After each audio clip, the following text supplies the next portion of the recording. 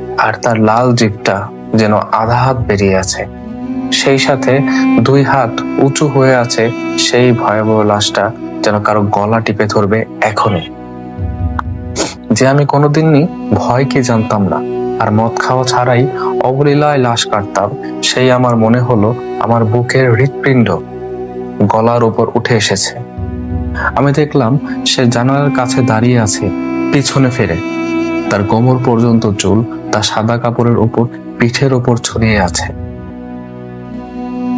আমার আওয়াজ পেয়ে সে আস্তে আস্তে পেছনে ফিরে দাঁড়ালো, আর তার সেই ভয়াল চোখ দিয়ে আমার দিকে তাকালো। হাত দুটি উঁচু করে তুলে ধরে ধীরে ধীরে আস্তে আস্তে আমার দিকে আসতে লাগলো। তার প্রতিটি পদক্ষেপের সঙ্গে যেন আধা হাত বেরিয়ে আসা জিভটা দিয়ে টপ টপ করে রক্ত ঝরে পড়ছে। এই বীভৎস দৃশ্য একলা লাশ ঘরে আমাকে ভয়ে অবশ করে ফেললো। আমি যে ভয়ে চিৎকার করব কেন যেন তাও করতে পারছিলাম না। দৌড়ে যে পালাবো তাও পারছিলাম না, কারণ আমার পা অবশ হয়ে গেছে। আস্তে আস্তে সে আমার দিকে এগিয়ে আসছিল। আজ বুঝি আমার আর নিস্তার নেই। কি করব আমি? সেই ভয়াবহ রাতে শুধু আমি একজন জীবিত মানুষ ছাড়া আর আশেপাশে কেউ নেই।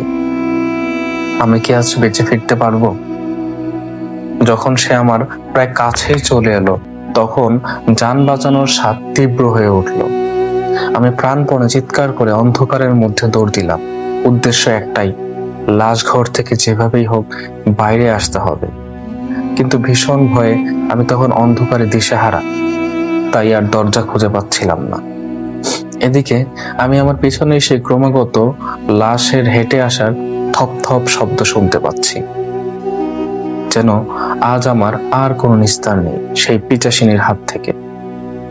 এভাবে দৌড়াতে দৌড়াতে আমি আর স্নায়ুর চাপ সহ্য করতে পারলাম, জ্ঞান হারালাম। তারপর কি ঘটেছিল আমার মনে নেই। পরের দিন আমি আমাকে হাসপাতালে আবিষ্কার করলাম। জ্ঞান ফিরে দেখলাম আমার আশেপাশে অনেকেই বসে আছে। আমি সবাইকে জিজ্ঞাসা করলাম যে আমি এখানে কিভাবে এসেছি।